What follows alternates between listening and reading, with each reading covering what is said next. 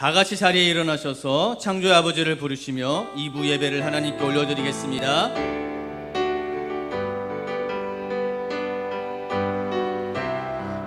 창조의 아버지 그 섭리 보이사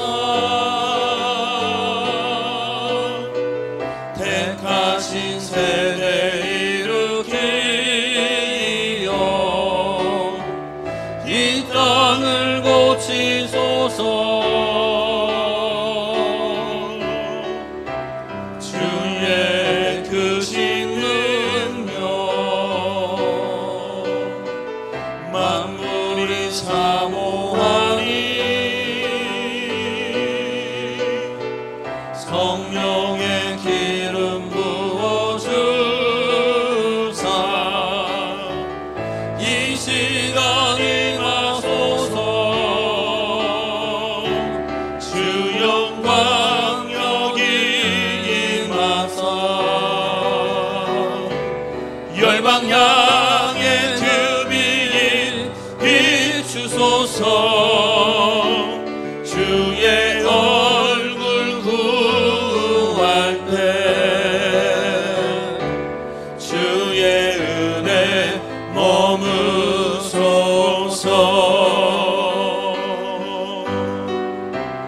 열방의 통치자 세상이 보리라. 진실한 주의 약속으로 교회는 승리하리. 우릴 돌아보사 강건케 하소서. 연약한 모두 벗어지고 승리케 하옵소서. 주 영광 여기 임하사 열방 향해 그 빛 비추소서. 주의 얼굴 구할 때 주의 은혜 머무소서. 영광 영광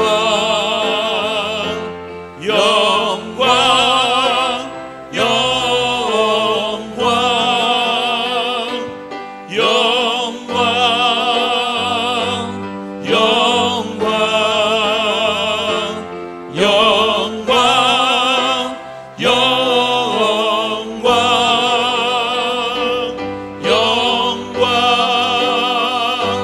영광 영광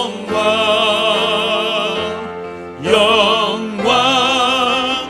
영광 영광. 할렐루야. 의인들의 장막에는 기쁜 소리 구원의 소리가 있으며 여호와의 오른손이 권능을 베푸시며 여호와의 오른손이 높이 들렸으며 여호와의 오른손이 권능을 베푸시는도다.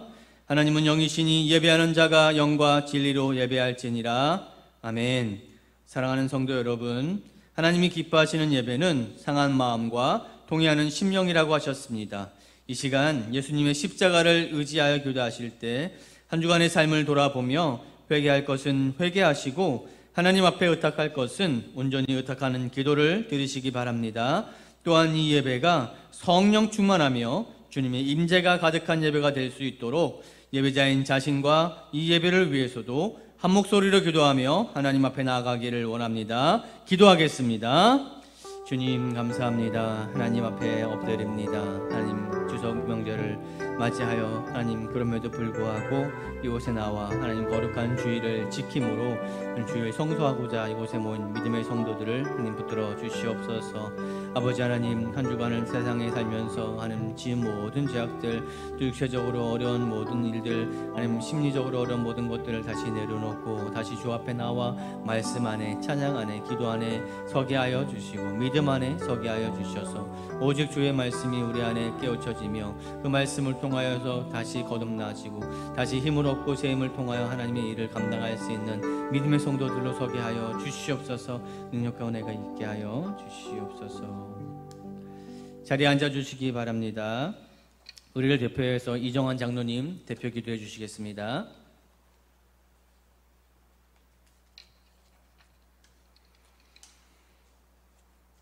천지 만물을 창조하시고 주관하시는 하나님께 나아와 경배와 찬양을 올려드릴 수 있도록 예배의 자리로 나올 수 있게 하시는 하나님을 찬양하오니 홀로 영광받아 주시옵소서. 지난 한 주간도 은혜 안에 거하게 하시다가 주님께서 사랑하시는 몸된 교회로 나와 전심으로 주님을 예배하오니 기쁘게 받아 주시옵고 하나님께 감사치 않으며 불순종한 죄들의 모든 죄를 십자가의 보혈로 깨끗게 하사 정결케 하여 주시어서 하나님께서 기뻐 받으시는 산 제물 되어 성령의 충만함을 받게 인도하여 주시옵소서. 지난 주일 사랑교회 위임 목사 증빙을 위한 공동회의가 은혜 가운데 잘 마치게 하여 주신 하나님께 감사를 드리옵나이다. 앞으로 위임을 위한 모든 절차가 은혜 가운데 잘 진행되어서 위임식과 임직식 모두 주님께서 도우심으로 온 성도들이 기쁨과 감사로 드려지는 축제의 예식이 될 수 있도록 인도하여 주시옵소서. 그동안 코로나로 인하여 본교회에 나와 예배를 드리지 못하는 성도들도 회복되어 이 거룩한 예배에 동참케 하시고 주님께서 정한 때에 사랑교회가 질적 양적으로 믿음의 튼튼한 토대 아래 부흥될 것을 믿사옵나이다. 대한민국을 사랑하여 주시고 전국 방방곡곡에서 드려지는 예배를 통하여 영광받아 주시옵고 코로나로 어려운 미자립 교회들도 자립할 수 있도록 믿음의 동역자들을 많이 보내어 주시어서 죄를 감당하기에 부족함이 없도록 하시고 남과 북이 하루속히 복음으로 통일되어 이산 가족들도 명절 때 온 가족이 모여 행복한 시간들을 보낼 수 있도록 허락하여 주시옵소서. 열방에 흩어져 주신 소명을 감당하고 있는 선교지마다 뿌려진 복음의 씨앗들이 선한 열매를 맺게 하시고 도우시는 손길들마다 축복의 통로가 될 수 있도록 하여 주시옵소서. 석주화 담임 목사님께 은혜를 더하여 주사 목양사역을 힘차게 감당할 수 있도록 길을 열어주시고 후임으로 증빙을 받게 되는 성준호 목사님께도 크신 은혜를 베풀어 주사 하나님께는 기쁨이 되며 성도들에게는 늘 푸른 초장과 쉴만한 물가에 인도하는 선한 목자가 될 수 있게 하여 주실 것을 믿사옵나이다. 박예신 목사님을 통하여 말씀을 받겠사오니 성도들의 마음밭이 옥토밭이 되어 아멘으로 화답하게 하시고 예배를 통하여 경제적 회복과 영적인 거듭남으로 하나님의 부르심의 상을 향하여 어떠한 순간에도 십자가를 붙잡고 주님만 바라보며 승리하는 성도들 되게 하여 인도하여 주실 것을 믿으며 예배의 시종을 주님께 의탁하옵고 우리의 생명의 근원 되시는 예수 그리스도의 이름으로 기도하옵나이다.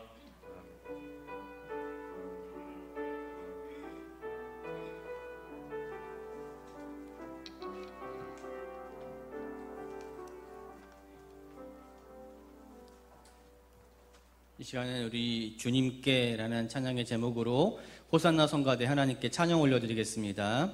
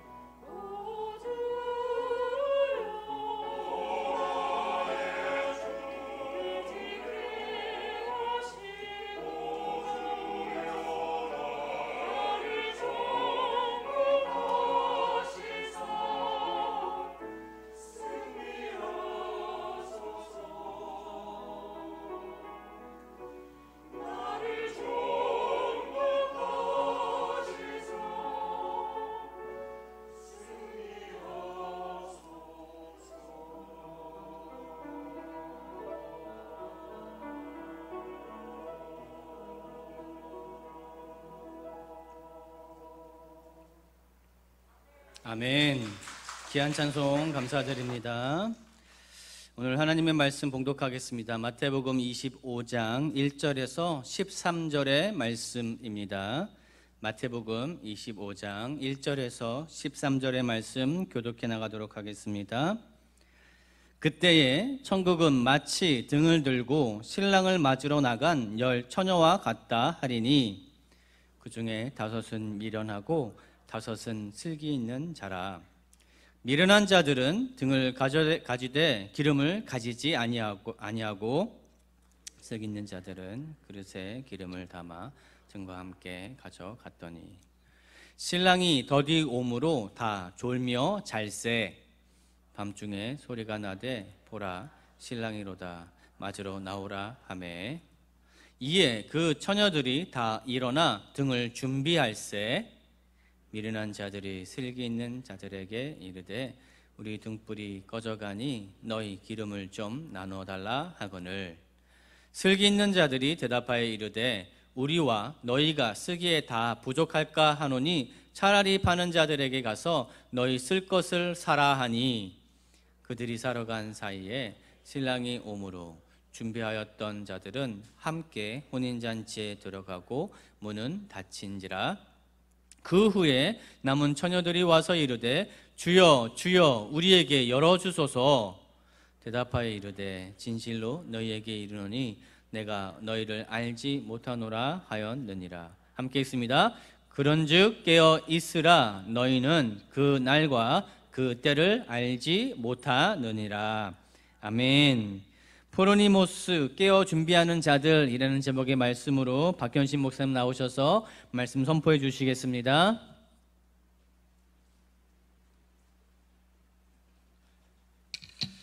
여러분, 우리 옆에 분들 해피 추석 한번 해보겠습니다. 해피 추석. 네, 추석 가운데 예배 나오셔서 감사드리고 한 2달 반 만에 이렇게 또 만나 뵙게 되어서 반갑습니다. 또 말씀 또 나누게 되어서 참 기쁘고 감사하게 생각합니다. 얼마 전에 미국 켄터키에 있는 노아의 방주 기념관이 있습니다. 저도 이제 미국에 10년 이상 살면서 한 번도 가지 못했는데 저희 아들이 대학을 가면서 보통 대학을 태워주잖아요. 그래서 가면서 들렸는데 너무 놀라운 건 방주를 그대로 재현을 해놓았다는 거예요. 방주의 크기, 모형, 정말 꼭 한번 가보시면 좋겠습니다.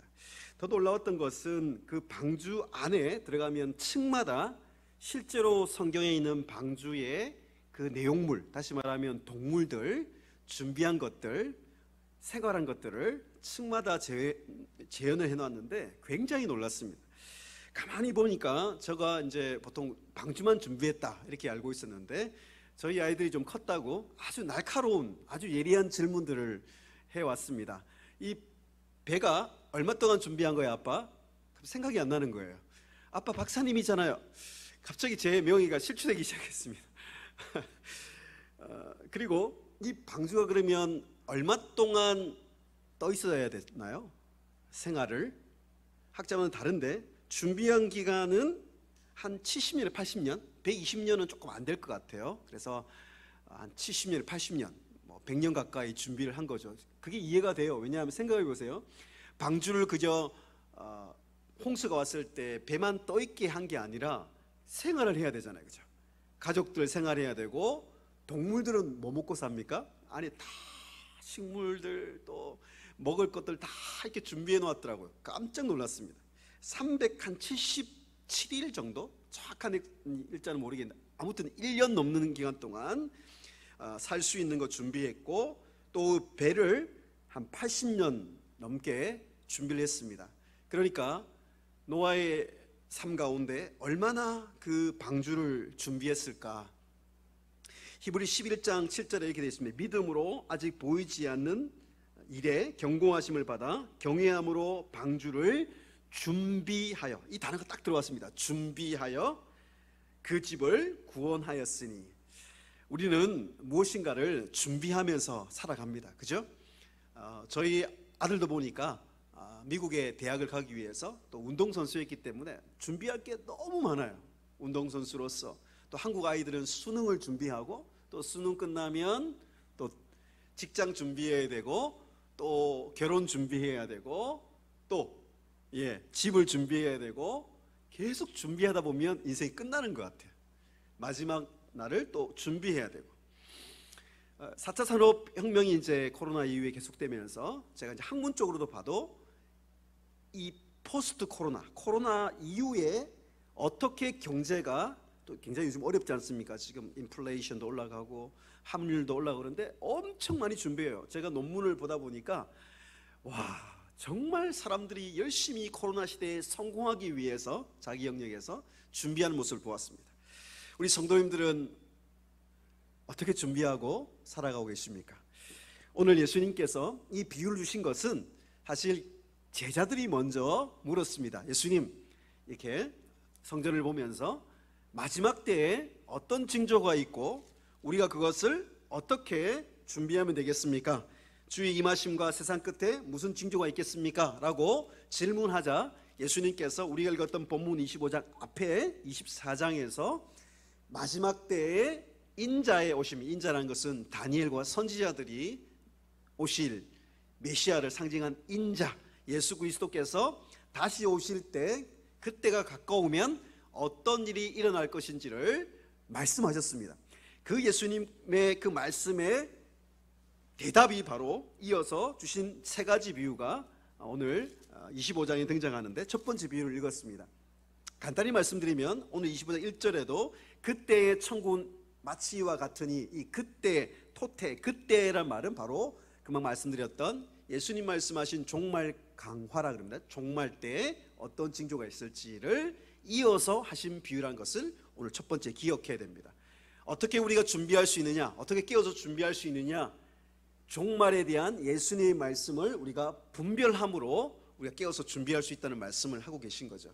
간단히 말씀드리면 아까 24장에 보면 전쟁, 기근, 또 지진 이런 것들이 있을 것이라고 우리가 징조를 알 수 있는데요, 사실 그렇게 중요한 징조는 아닙니다. 왜냐하면 예전에도 있었고 구약 때도 있었고 예수님 당시도 있었고 역사상 가운데 전쟁, 기근, 뭐 이런 지진 이런 것들은 많이 있어 왔습니다. 물론 어떤 학자들은 20세기 들어서 이런 것들이 더 빈번하게, 더 강력하게 나타나고 있다, 일리 있는 이야기로 생각됩니다. 왜냐하면 더 많이 지금 우리가 경험하고 있습니다. 기상이변이나 지진이나 전쟁이나 기근, 뭐 코로나 기간 동안에 코로나보다 어떤 나라들은 기근으로 죽은 사람이 더 많다라고 이해할 정도로 지금은 이런 일들이 우리가 알지 못한 사이에 일어나고 있습니다. 사실 그보다 더 중요한 것은 마지막 때에 복음이 더 많이 전파되어서 주님께로 돌아온다고 말씀하고 계신데, 그 당시에 AD 100년 정도 로마 기준으로 봤을 때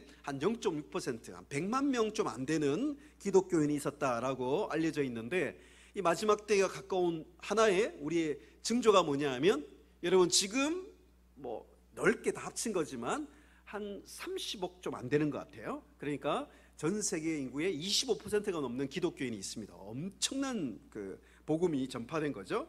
그런 다음에 예수님이 좀 초점을 더 마지막 때 초점을 맞추어서 마지막 때에 큰 환란이 일어나고, 그 다음에 미혹하는 세력이 있고 배도하는 일이, 이 세 가지가 또 세트로 이렇게 일어날 것이라고 말씀하고 있습니다. 제가 이 본문이 아니기 때문에 긴 설명은 또 다음 기회에 말씀드리도록 하고요.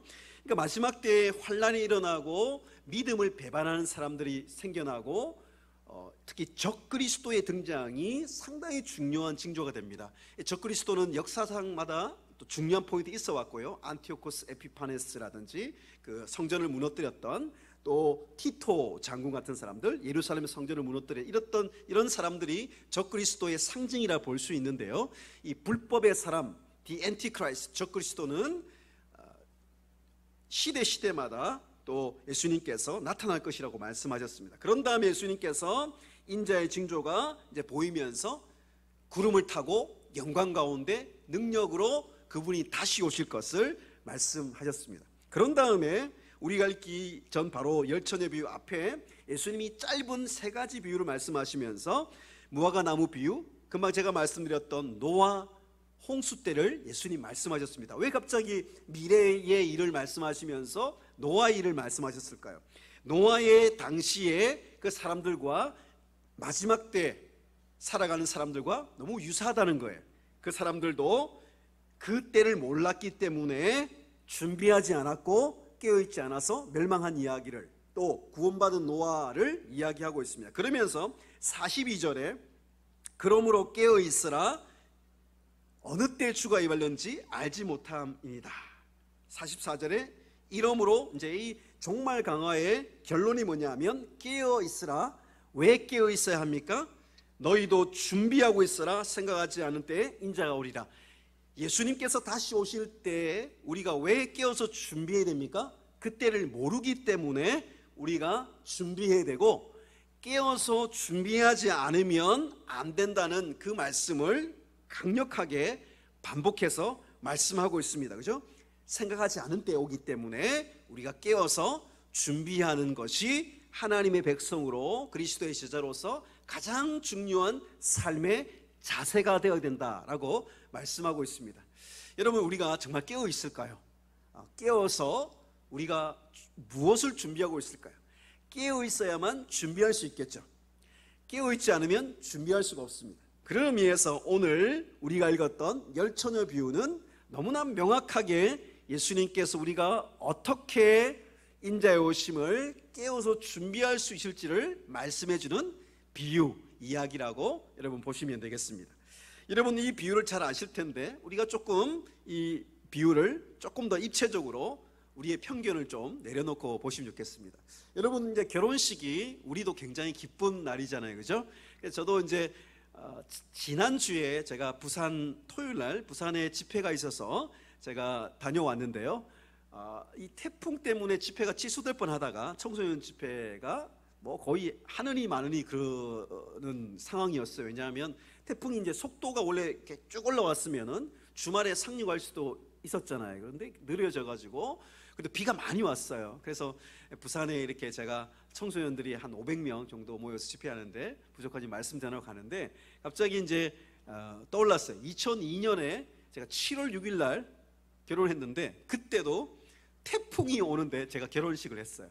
그래서 결혼식 전날까지 전화 받아보셨습니까? 아침에도 전화 왔어요. 결혼식 하냐고. 왜냐하면 태풍이 정말 딱 지나가는, 부산으로 지나가는 그때 했는데 하나님이 지켜주셔가지고 결혼식 잘 했던 기억이 났습니다. 그때도 생각해보면 결혼식이 가장 기쁘고 또 축제의 날이었는데 유대인들의 또 이스라엘 사람들의 결혼은 그보다 훨씬 더 또 축제가 일주일 동안 계속되고 굉장한 축제였습니다. 여러분, 오늘 열처녀가 나오는데 정확히 번역하면 10명의 신부 들러리라고 이해하는 것이 더 정확하겠습니다. 그러니까 신랑이 신부 집으로 가는 그 길에 그것을 준비했다가 신부의 들러리들이 신부 집에서 신랑을 맞이하는 거예요. 그런 다음에 신랑이 오면 신부 집에서 축제를 벌이고 결혼 연애를 한 다음에 어떻게 해요? 핵심은 여기가 아니에요. 신부 집이 아니에요, 그죠? 다시 행진을 하면서 결혼식을 온 동네방네에서 행진을 하면서 신랑의 집으로 가서 그쪽에서 일주일 동안 또 결혼잔치를 하는 것이 유대인들의 결혼 문화였습니다. 그런데 오늘 왜 예수님께서 마지막 때 우리가 어떻게 깨어 준비해야 된다는 그 이야기를 결혼 잔치 비유로 하셨을까요? 자, 오늘 보시면 10명의 들러리가 나오는데 여러분 아시다시피 5명과 5명으로 나누어집니다. 10명의 들러리들이 사실 동일하게 신랑이 오는 것을 준비하고 기다렸습니다. 거기까지는 문제가 없어요, 그죠? 오늘 본문에 보면 3절부터 이 10 들러리를 두 종류로 나누고 있습니다. 대조시키고 있는데요. 3절 보시면 미련한 자들, 미련한 들러리들. 4절에 보면 슬기 있는 자들, 슬기 있는 들러리들로 딱 구분이 되어서 나오기 시작합니다. 사실 미련한 이 5 처녀 혹은 들러리들은 등을 가져왔어요. 준비를 했습니다. 여러분 7절에도 보면 이 처녀들이 10명 모두가 다라는 말 썼습니다. 모두가 일어나 등을 준비했습니다. 다시 말씀드리지만 잘 보세요. 우리가 알고 있는 이 미련한 자들이 잘못한 게 뭐가 있죠? 준비 못한 게 뭐가 있죠? 너무 빨리 이 사람들 어리석다라고 보지 마시고 이 사람들이 무엇을 준비하지 않았을까라는 것을 한번 차근차근 살펴보면서 이 본문을 봐야 우리에게 이 본문이 정확하게 적용되어 있겠죠. 여러분, 그렇다면 다른 질문은, 다른 측면은 슬기 있는 자들은 어떤 걸 준비했을까요? 오늘 단서가 하나 나옵니다. 4절에 슬기 있는 자들은 그릇에 무엇을 담아왔다고요? 기름. 여러분, 이 기름은 당시에 주로 올리브 오일을 썼습니다. 여러분, 요즘도 오메가3가 중요하죠, 그죠? 혈관 건강을 위해서. 안 드십니까? 예, 꼭 드세요. 예, 오메가3. 이 올리브 오일이 굉장히 좋다 그래요. 혈관을 청소할 때.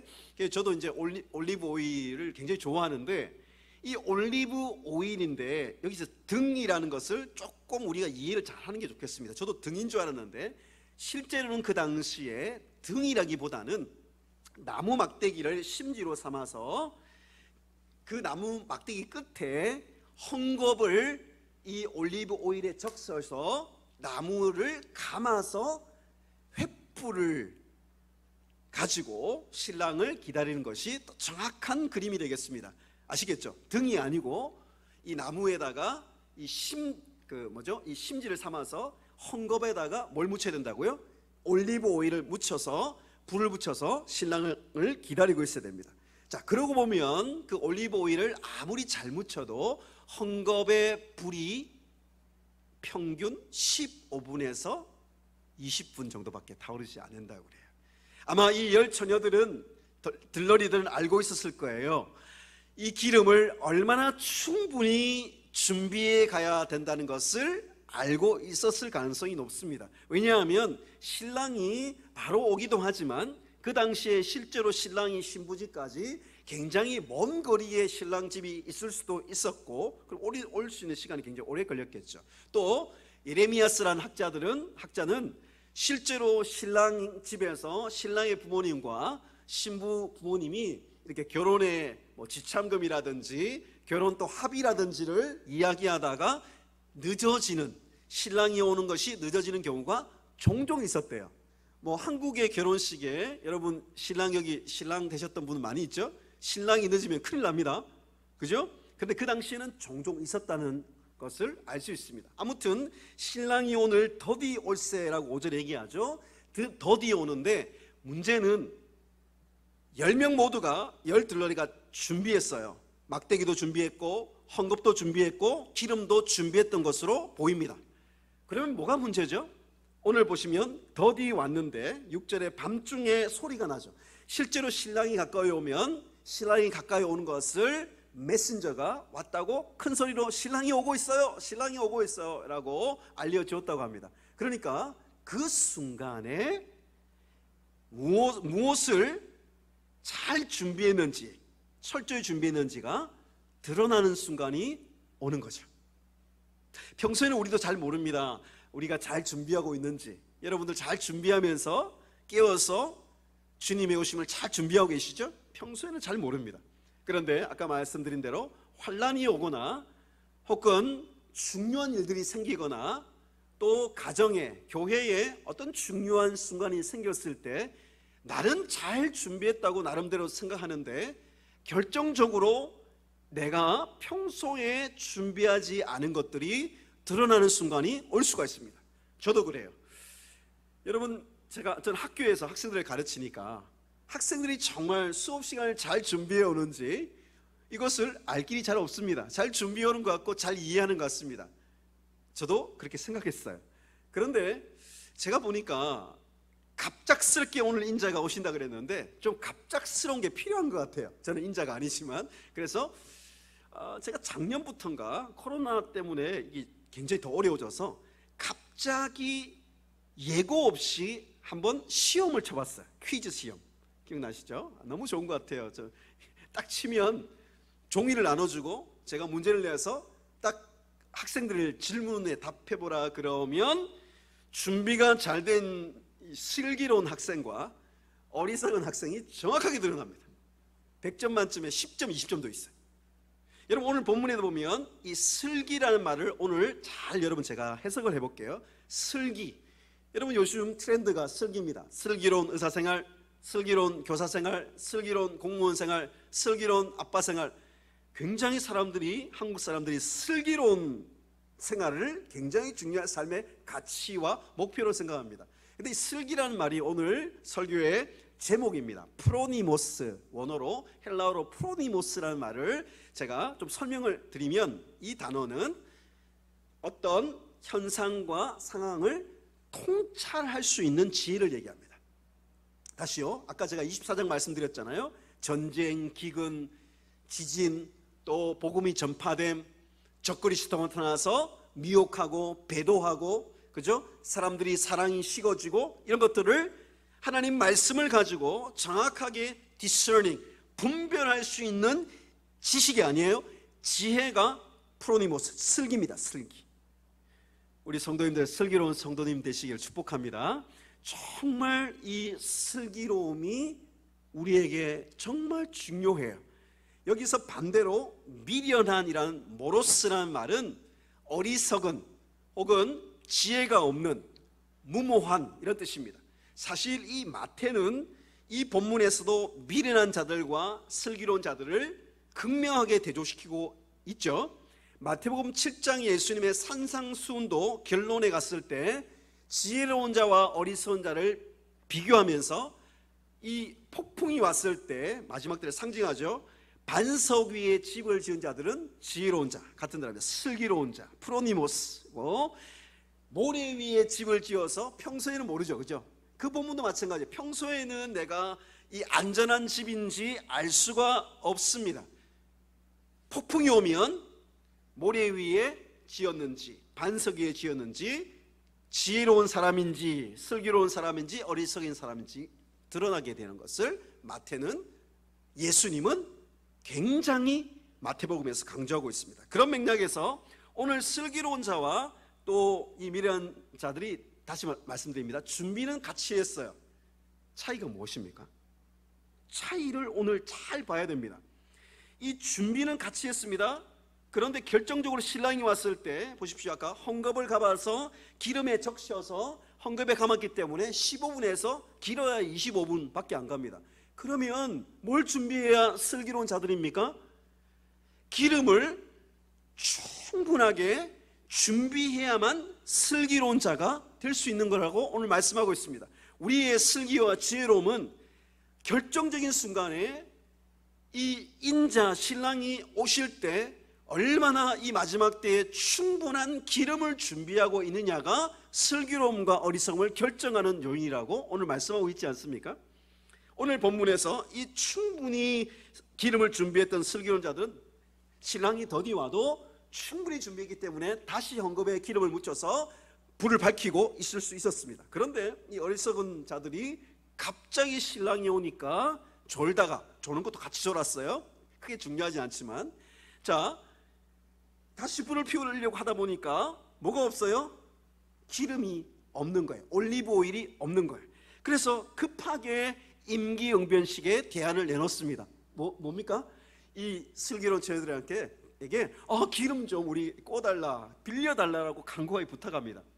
그러고 보면 이 어리석은 이 처녀들이 굉장히 잘 준비했고 열심히 했고, 더군다나 이 슬기로운 자들이 딱 거절하잖아요. 요즘 뭐 손절 이런 얘기 많이 하는데 딱 거절했어요.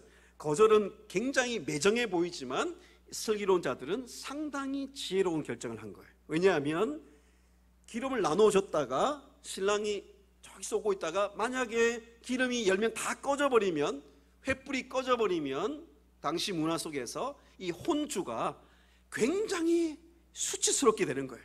결혼식이 망가지는 그런 장면으로 갈 수 있기 때문에 거절한 것은 굉장히 지혜로운 거예요. 그러면 이 어리석은 자들이 여기서 포기하지 않았습니다. 어리석은 자가 그 당시에 정확하게 우리가 볼 수는 없지만 이 기름을 파는 상점이 있었던 것 같아요. 그것을 열심히 달려가서 그 기름을 사와서 다시 왔던 것으로 우리가 오늘 본문으로 볼 수 있습니다. 자, 여러분이 어리석다고 그러지만 저는 굉장히 좀 칭찬할 대목도 있거든요. 왠지 아십니까? 신랑을 준비했죠. 또 횃불도 준비했죠. 기름도 준비했죠. 기름이 떨어졌을 때 우리 같으면 이렇게 할 수도 있습니다. 제가 무슨 잘못이 있냐고요? 신랑이 늦게 온 거 아닙니까? 저는 나름 준비했기 때문에 저는 잘못이 없습니다라고 항변할 수도 있습니다. 또 우리가 이 어리석은 처녀들처럼 기름이 떨어졌지만 빌릴 수도 있는 거잖아요. 그러면 저는 열심히 준비했지만 이 슬기로운 자들이 기름을 빌려주시면 되는 거 아닙니까? 이분들이 매정한 겁니다, 인색한 겁니다라고 탓할 수도 있을 거예요. 여러분, 그런데 오늘 본문은 이 어리석은 처녀들이 기름을 구해와서 딱 서니까 The door is closed. 문이 닫혔는 거예요. 신랑과 5 슬기로운 처녀만이 신부의 집에 결혼식에 들어가고 준비해 왔는데 문이 닫혀 있는 거예요. 저는 이 장면이 굉장히 우리에게 중요한 장면 같아요. 여러분, 문이 닫혔는데 원문에 보면 키리에 주님이란 뜻입니다. 2번 키리에 우리에게 문 좀 열어주세요라고 간곡하게 부탁하는 장면까지 나옵니다. 어리석지만 사실 어떤 의미에서는 상당히 열심과 준비와 간절함과 끝까지 그 잔치에 들어가려는 열성까지 보여주지 않습니까? 이런 모습조차도 없는 요즘 사람들을 저는 종종 보고 있습니다. 여러분은 그렇지 않겠지만 저는 요즘 젊은이들을 보면서 영끌 엄청 다른 일에는 굉장히 열심을 가지고 준비하는 모습은 있지만 정작 인생에 중요한 이 신랑이 다시 오는, 인자 대신 예수님이 다시 오는 그날을 깨어서 준비하는 삶의 모습은 정말 삶 가운데 찾아보기 어려운 세대를 종종 보고 있지 않습니까? 제가 이번에 미국에 집회 가서도 시카고에서 집회를 하고 또 청년들을 만나면서 또 우리 자녀들을 보면서 오늘 이 본문을 제가 떠올리면서 기도했습니다. 하나님, 우리 다음 세대가 정말 깨어서 준비하는 세대가 되게 해주십시오. 자면서 영적인 잠에 들어서 아무것도 준비하고 있지 않다가 이 결정적인 주님의 오심을 맞이하여서 문이 닫혀서 들어가지 못하는 그 영혼이 세대가 되지 않게 해달라고 기도해야 됩니다. 자, 오늘 본문에 보면 이 미련한 자들이 11절에 남은 처녀들로 표현이 바뀌어버려요. 슬기 있는 자들 4절의 말씀이 10절에 준비하였던 자들로 바뀝니다. 다시 말하면 슬기로운 자들은 깨어서 준비하는 자고 어리석은 자는 남겨진 자, 거절당한 자, 들어가지 못한 자로 반전의 결과로 나타난다고 오늘 이야기하고 있습니다. 여러분, 오늘 말씀에 보면 슬기로운 자에 조금 초점을 더 맞춰 보면 이 슬기로운 자는 여러분 왜 슬기롭고 또 주님의 그 잔치에 들어갈 수 있었습니까? 여러분, 신랑이 늦게 오더라도 예배할 수 있는 충분한 기름을 준비한 그 한 가지 결정적인 차이가 있었다는 것을 다시 한번 우리가 기억해야 됩니다. 그렇다면 여기서 기름이 무엇일까요? 정말 충분히 준비해야 될 이 기름이 무엇일까요? 상징적이긴 하지만 오늘 이 본문을 아까 종말 강화에서 쭉 살펴보면 이 기름은 단순히 기존에 얘기했던 성령님이라고 이야기하기가 좀 어렵습니다. 이 기름은 마태복음 전체에서 또 신약 성경 전체에서 우리가 살펴보면 이 기름은 마태가 강조했던, 그리고 예수님이 강조했던 제자들이 가진 믿음의 열매라고 보는 것이 더 정확합니다. 우리가 삶 가운데 믿음이 있는, 당시에도 이 디아스포라 유대인들이 흩어져서 이스라엘인으로 살았지만 정작 믿음이 없는 사람들이 있었고 또 이방인 가운데서도 믿음 있는 사람이 있었습니다. 믿음 있는 사람은 행함이 있는 열매, 예수님이 강조하셨죠. 믿음은 반드시 행함의 열매가 있어야 된다고 말씀하셨는데 이 기름은 바로 우리가 믿음이 있을 때 그 믿음으로 표현되는 기름입니다. 믿음이 있을 때 우리가 전도하게 되는 것도 기름, 믿음이 있을 때 이렇게 여러분 어려운 상황 나와서 주님 앞에 예배 드리는 것, 이것도 기름입니다. 우리가 삶 전체가 믿음으로 살아가는 삶 전체가, 깨어서 준비하는 삶 전체가 기름이라고 볼 수 있습니다. 우리의 삶은 정말 충분한 기름을 준비하고 있을까요? 여러분, 이 기름이라는 것을 조금 넓혀서 우리가 준비해야 될 슬기로운 자로 우리가 끼어서 준비해야 될 기름에 대해서 조금 더 살펴보겠습니다. 오늘 이 비유가 사실 5 처녀, 어리석은 처녀가 구에서 돌아왔지만 닫혀있다고 말씀드렸죠. 문을 주인이 다시 열어주었는지 안 열어주었는지는 알 수가 없습니다. 왜냐하면 이 비유의 결론은 그 초점보다는 13절에 그런즉 깨어있으라. 한번 따라하겠습니다. 깨어있으라. 깨어있으라. 깨어있으라는 것이 오늘 비유의 종말 강화의 결론입니다. 깨어있으라. 너희는 그날과 그때를 알지 못하니라. 왜 우리가 깨어있어야 됩니까? 우리가 그때를 알지 못하기 때문에, 예수님의 다시 오심을 알지 못하기 때문에 깨어있어야 됩니다. 또 왜 깨어있어야 됩니까? 충분한 기름을 준비하기 위해서는 반드시 깨어있어야만 기름을 준비할 수 있기 때문입니다. 우리가 기름을 왜 준비하지 못합니까? 깨어있지 못하기 때문에. 우리가 깨어있다는 것을 어떻게 알 수 있습니까? 충분한 기름이 준비된 것을 보면 우리가 깨어있는 것을 알 수 있습니다. 그러고 보면 성경에 깨어있으라는 이 기름을 준비하기 위해서 깨어있으라는 말씀을 굉장히 많이 강조하고 있습니다. 그래서 오늘 성경에도 여러 성경에 나와 있지만 제가 대표적인 예를 들어보겠습니다. 예수님이 제자 중에 베드로가 이 말씀을 들었을 거 아니에요. 그런데 예수님이 십자가에 잡혀서 고난을 받기 전에 예수님께서 이렇게 말씀하셨죠. 1시 동안도 나와 깨어 있을 수 없더냐. 1시간 동안 예수님께 간절히 정말 땀방울이 핏방울이 될 정도로 간절히 기도할 때 베드로와 제자는 자고 있었죠. 그래서 예수님의 제자지 그랬을 때 예수님을 부인하는 베드로의 길을 잠깐 갔습니다. 그 순간 이후로 베드로는 깨달았을 거예요. 저도 깨달았습니다. 내가 평소에 예배도 드리고 평소에 나름대로 성도로 살아가고 있지만 말씀드렸습니다. 어떤 중요한 순간이 왔을 때 베드로는 자신에게 정작 충분한 기름이 준비되어 있지 않다는 것을 처절하게 깨달았던 거죠. 저도 처절하게 깨달은 순간들이 있었습니다. 그래서 베드로가 다락방에서 마가의 다락방에서 간절히 기도하잖아요. 성령을 받고 구시기도 시간, 사도행전 보면 시간이 나옵니다. 그 전통적이긴 하지만 구시기도 시간에 기도 올라갈 때 병자를 고치고 6시에 기도하러 올라가서 기름을 준비할 때 깨어서 준비할 때 하나님께서 말씀의 비전을 보여주셔서 이방 선교에 대한 놀라운 하나님의 준비를 하는 것을 볼 수 있지 않습니까? 결국 깨어서 기름을 준비하는 것은 기도에 의해서 상당히 좌우가 된다는 것을 알 수 있습니다. 그래서 고린도전서 16장 13절에 깨어 믿음에 굳게 서서 남자답게 강건하여라. 깨어있어야만 강건할 수 있죠. 골로새서 4장 2절에 기도를 계속하고 기도에 감사함으로 깨어있으라. 깨어있으라면 그레고레이테라는 현재 명용법을 쓰는데 지속적으로 계속해서, 아까 기름이 떨어지는 것도 현재형이니까 조금씩 계속 떨어지고 있는 거거든요.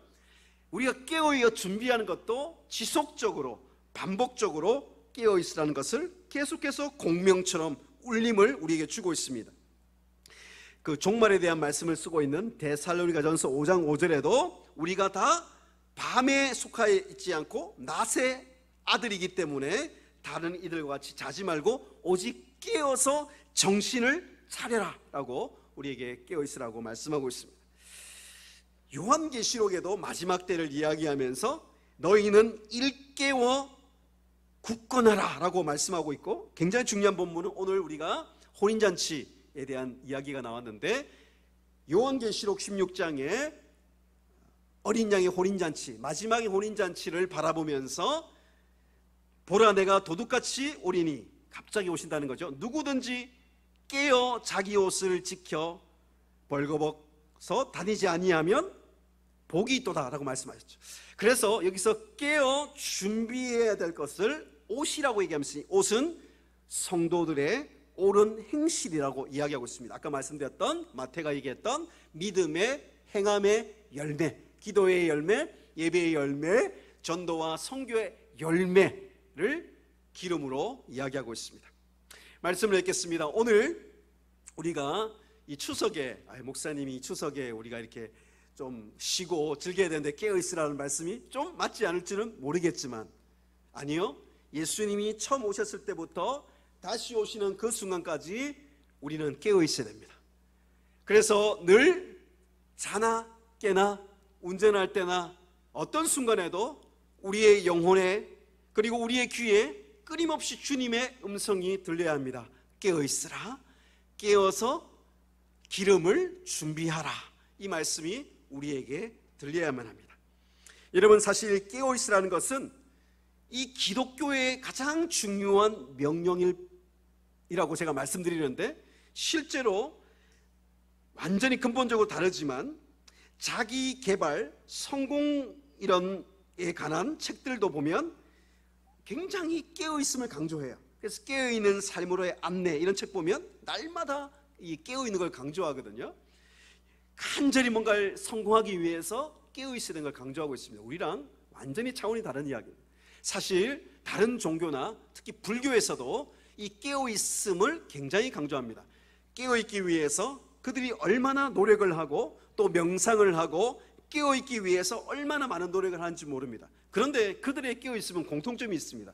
스스로 마음을 다스리고 명상을 하고 때로는 금욕을 하면서 그들은 깨어있어야만 된다고 이야기합니다. 오늘 말씀에 이 깨어있음은, 이 기독교의 근본적인 깨어있음은 하나님의 말씀을 통해서 통찰과 지혜를 가질 때만 깨어올 수 있는 근본적인 차이가 있습니다. 그래서 이 추석 기간 내도 그리고 평소에도 우리가 늘 예수님의 말씀을 통해서 그 말씀이 성령을 통해 깨달아질 때 우리는 깨어 있을 수 있습니다.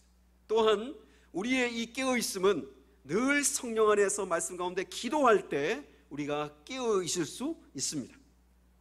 우리가 깨어 있으라, 이 말씀을 통해서 주님께 오늘 우리가 기도하고 결단하면 좋겠습니다. 주님, 제가 깨어서 무엇을 준비해야 하겠습니까? 이 헤토이모이, 준비라는 것은 깨어 있습니까? 한 세트입니다. 하나입니다. 깨어 있을 때 우리는 뭘 준비해야 되죠?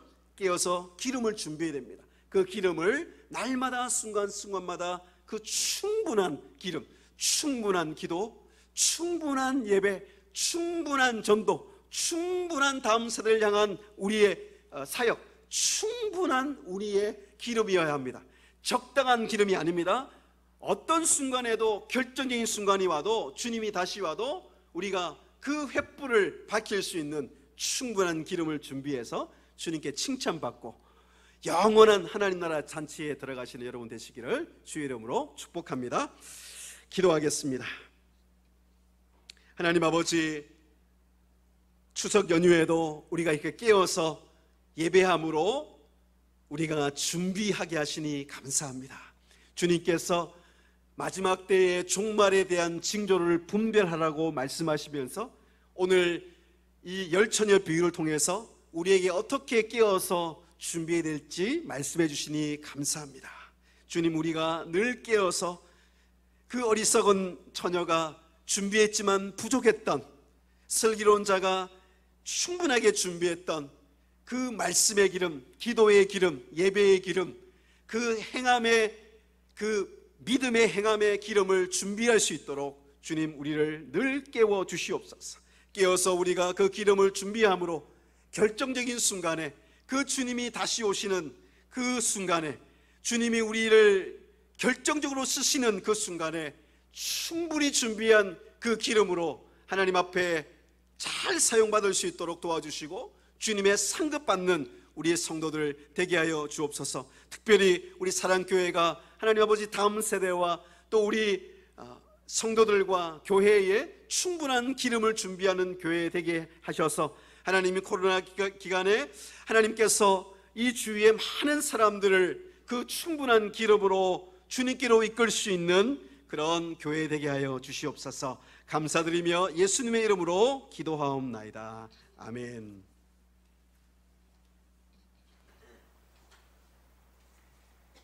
귀한 말씀 감사합니다. 찬송가 216장 1절함으로 봉헌을 준비하겠습니다.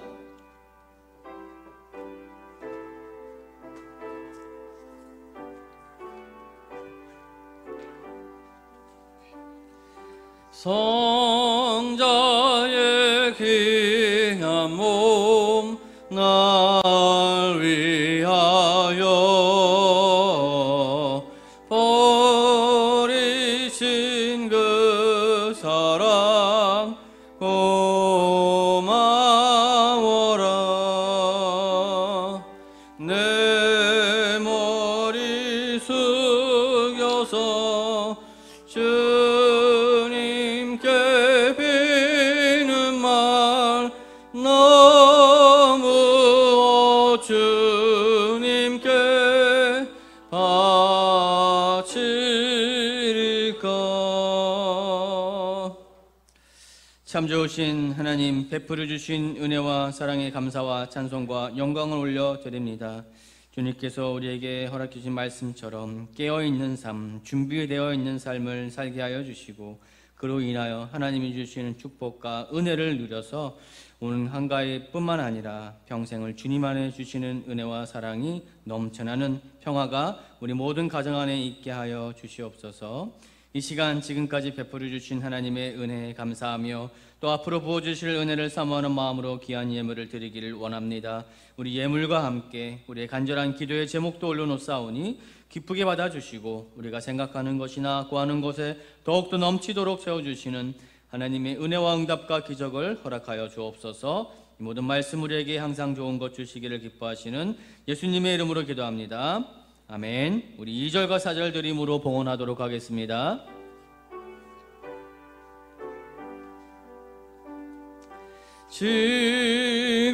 지금도 날 위해 간구하심 이 옅은 믿음이 아옵나니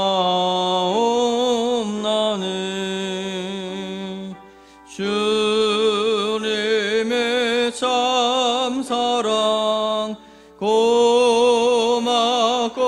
놀라워 찬송과 기도를 쉬지 않네. 만 가지 은혜를 받았으니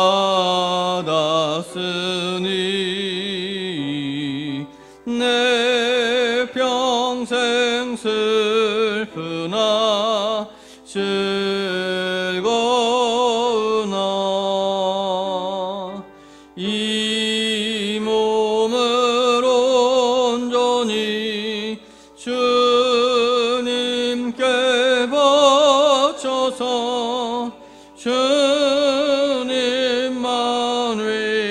위하여 늘 살겠네.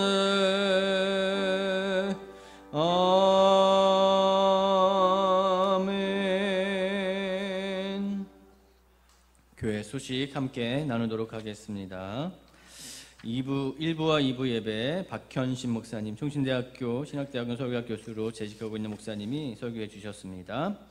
공동의회 결과 지난 주일에 있었던 공동의회를 통하여서 성준호 목사가 후임 담임 목사로 선정되었습니다. 탈북자의 날이 다음 주일입니다. 다음 주일은 탈북자의 날로 지킵니다. 탈북자의 영혼 구원과 복음적인 평화 통일을 위해서 많은 기도 부탁드립니다. 특별헌금은 전액 북한 교회 세우기 및 탈북자 사역을 위해서 사용이 됩니다. 우리 다 자리에 일어나셔서 찬송 하나님께 올려드리겠습니다.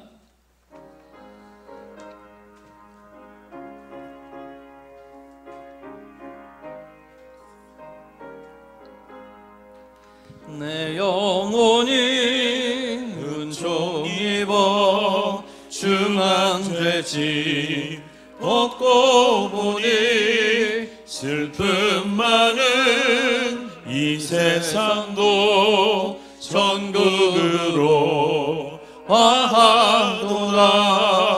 할렐루야 찬양 찬양하세 내 모든 죄 사함받고 주 예수와 동행하니 그 어디나 하늘나라 주의 얼굴 뵙기 전에 멀리 되던 하늘나라 내 마음속에 이루어지니 날로 가깝도다 할렐루야 찬양하세 내 모든 죄 사함받고 주 예수와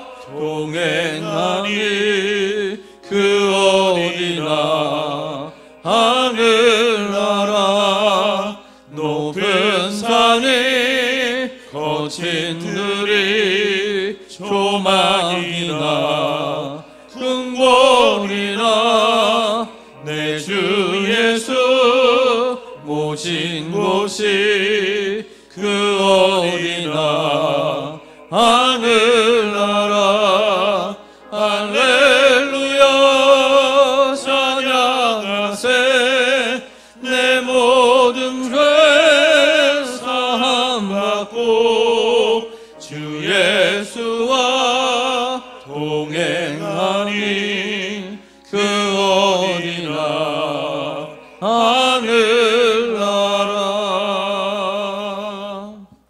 박현신 목사님 나오셔서 축도해 주심으로 예배를 마치겠습니다. 주 예수 그리스도의 은혜와 하나님의 사랑과 성령의 교통하심이 하나님 말씀과 기도로 종말의 징조를 분별하며 기름을 충분히 준비하여서 주님의 오심을 깨어서 준비하기로 결단하며 떠나는 사랑교회 성도님들과 그 가정 위에 지금부터 영원토록 함께 있을지어다. 아멘.